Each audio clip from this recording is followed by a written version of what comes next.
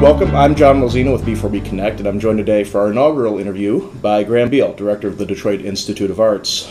This is an era of historic change for the DIA at a time when it's undertaking some of the most critically acclaimed and popular programs and exhibitions in decades. It's also facing some of the most serious financial challenges in its history. Financially and operationally, the DIA has had to go through many of the same sorts of reinvention and belt-tightening that are all too familiar to businesses in our region. On August 7th, voters in Wayne, Oakland, and Macomb counties will be asked to approve the creation of county art authorities to create a 10-year source of funding for the DIA through property tax millages, estimated to bring in roughly $23 million per year. Going through a reinvention in the full glare of the public eye is never easy. Let's find out how the DIA is trying to make it happen. Director Beal, thank you for joining me today. Pleasure. Good to be here. I suppose that in the interest of full disclosure, I should start by saying that I and my wife and son are DIA members, so I'm arguably biased in favor of a healthy and vibrant art museum. Thank you. What's your feedback been so far from DIA members in the Tri-County area who are being asked to, in some ways, pay for in taxes what they may feel they've already been paying for in membership dues? Well, I think I think people close to us understand what's going on. We expect that there will be a drop-off in memberships if there's free admission for what represents almost 80% of our audience, yearly audience from the three counties. But generally speaking, it's very positive. I mean, people tend not to come up to you and say, "I hate what you're doing," but I think there is not in a previous millage. 10 years ago, I did get letters from people saying, if I'm a member and if this tax passes, I'm going to drop my membership. I haven't got anything along those lines this time. So I think with the people who know us, in fact, there's a sense of understanding, even excitement, that there's a possibility of stabilizing this institution for the first time for 40 years. Okay, and that gets into an interesting point of sort of the history of the DIA and how it's been supported by the community. In your sort of lifetime here, you came here in 1999, correct? Right. At that point, according to some of the things I've been reading online, the $16 million of a roughly $20 million budget came from the state and from the city. No, that was 10 years Okay. earlier. In 1990, 16 million of the 22 roughly came from the state. Okay. It was cut in half that Okay. year. When I came here, it was still half. In 1999, it was 8 million a year, which represented 25% of the Okay. budget. Today it's no percent. zero. There are some people who are opponents of the millage or of public funding of art in general who argue that zero tax dollars going to art in general or public art institutions is a good thing, that tax dollars shouldn't support art. That's not what taxes are for. How do you respond to that? Well, if they believe that, then they're condemning almost every art museum in the country. Very few museums don't get some form of tax support. Many museums that we don't think of as getting tax support are supported through park millages that go back to the early part of the 20th century, the City Beautiful movement. The idea that tax money has no place in art museums, in fact, is a rather modern one. You don't encounter that in fact, the DIA and other museums were put forward on the basis that it was going to be a public-private partnership and that the public interest there was important. It was important that the public have an interest, and just as important that the wealthy, the private side, also help the museum. And then there is this sense that there are museums that support themselves without purely on their own efforts, but those are the museums with the very big unrestricted operating endowments, and this region, Southeast Michigan, made in a way a decision not to go that way. Back in the 20s, they did, when they were wealthy, they said we'll go for the public-private partnership. Mm-hmm. Whereas in Ohio, Toledo, in Indianapolis, you had people like the Libby and the Lilly families who believed in unrestricted operating endowments, and so my good colleague down the road in Toledo starts his year with 80% of his budget in place. Mm-hmm. Now that gets to the point of one of the things that you've said is that post millage, should it pass, one of the things that the DIA will be doing is going out and trying to grow its endowment.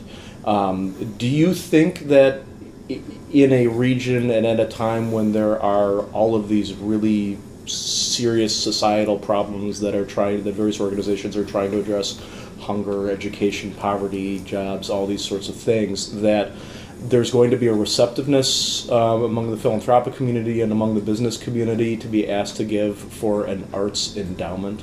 Well, we will be putting the emphasis on arts endowment. We still want foundations and corporations and individuals to support our daily efforts to help bring new programs.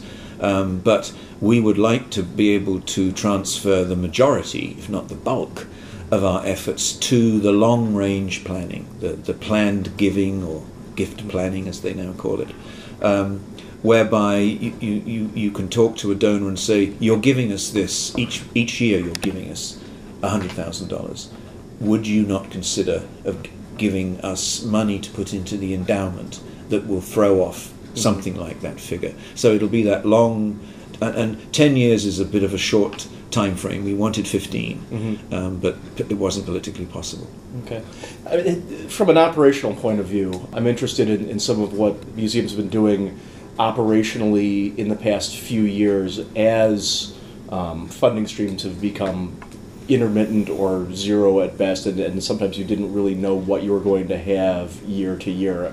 How much is the certainty of knowing what's coming in or having a pretty good idea what's going to come in be able to change how you've been able to look operationally, and is it going to have an effect on programs that you couldn't plan out a specific exhibition a year or two out knowing what you're, without knowing whether the city was going to be giving you X million or zero or anything from the state?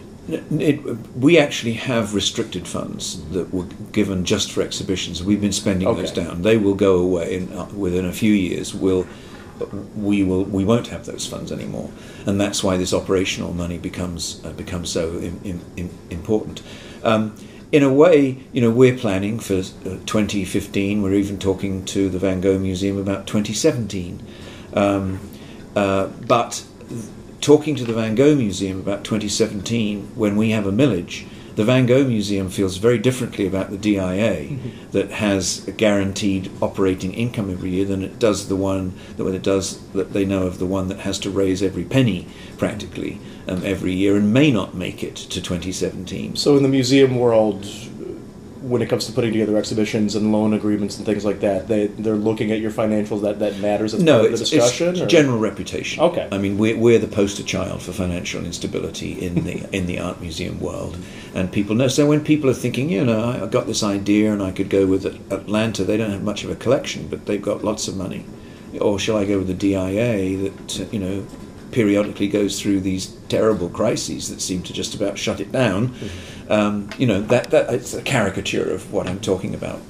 The instability and the shutting down. This isn't the first time that the DIA has gone through at least to some degree, closing the doors operation. I mean, you're not doing it yet, but one of the things that's being said is if the millage doesn't pass, that's what's going to happen. What operationally? I mean, what are we talking about from a business standpoint? Is it layoffs? Is it decreased hours? I mean, what is the actual business side of, okay, if we don't have a millage and we don't get that funding, then here's the baseline that we'll be budgeting from, and here's what that will mean for the business operations of the DIA. Well, we went from 34 to 25 million. We sort of worked from the other way round in sort of saying, to take another 5 million out of the budget, where does that have to come from? We looked at, and we have so many fixed costs that it's people, and people are programs, and people are individuals who open keep the galleries going.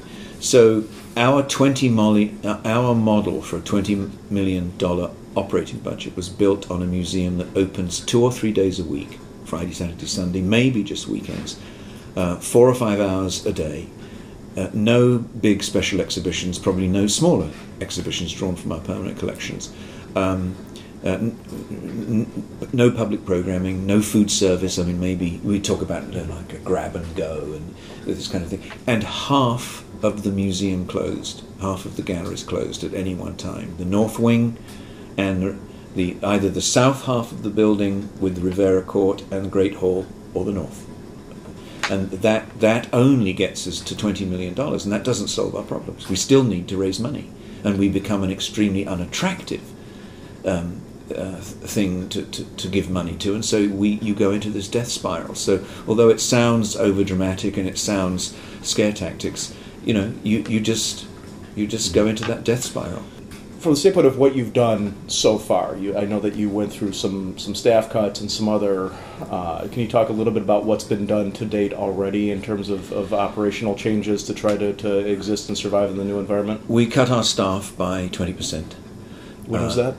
That was March of 2009. Okay. We went from defined benefits pensions to defined contributions pensions. We did away with retiree health, all of those nasty things.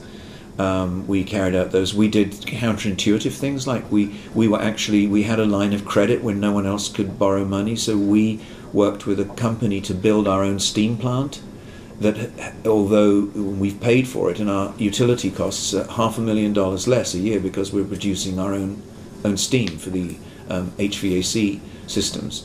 And then we just absolutely, the staff responded magnificently with just not spending the money just because it was there. So we went from 34 to 26, and then over the next year we found another million, 25. We've stayed at that 25 million for 3 years. People who are asked to donate or to nonprofits are often sort of looking for some sort of return on investment, and it's easier when it's a hunger organization or someplace where they can see that immediate human need felt. What is, I guess, sort of the qualitative value that an art institute brings to a region, and what are some of the quantitative ways? I mean, just financially, I know that there are restaurants and others around here that you say that see business spikes around major exhibitions. How would you define the value of the DIA to the city and to the Tri-County area? I think that the economic value of the DIA is not tied to tourist dollars as much as it is the fact that we are here, that we're a vital institution, that we are a world-class institution, that we bring significant things to this community that otherwise would not come, and that we are. If you say, do you want to save a starving child or keep the DIA open? It's pretty hard not to answer that question one way. But that's not the situation. I mean, we're a civilization. The poor are always with us, and I think that's an indictment of our civilization. But we are a civilization. We have layers of meaning, layers of reward, layers of effort. And that's where the DIA is. It's in one of the, if you think of it like a food pyramid, we're sort of at the top of the food pyramid when it comes to what civilization and society is about. Okay. Director Graham Beal, thank you very much for your time. You can find out more about the DIA at dia.org, and more information on the August 7th millage vote from supporters of the DIA at artisforeveryone.org. We invite you to discuss this interview and the intersection of the arts business and the community at b4bconnect.com. We'll be back next week with another discussion with community leader who's making news that matters to Michigan's business community. For B4B Connect, I'm John Mozina. Thanks for listening.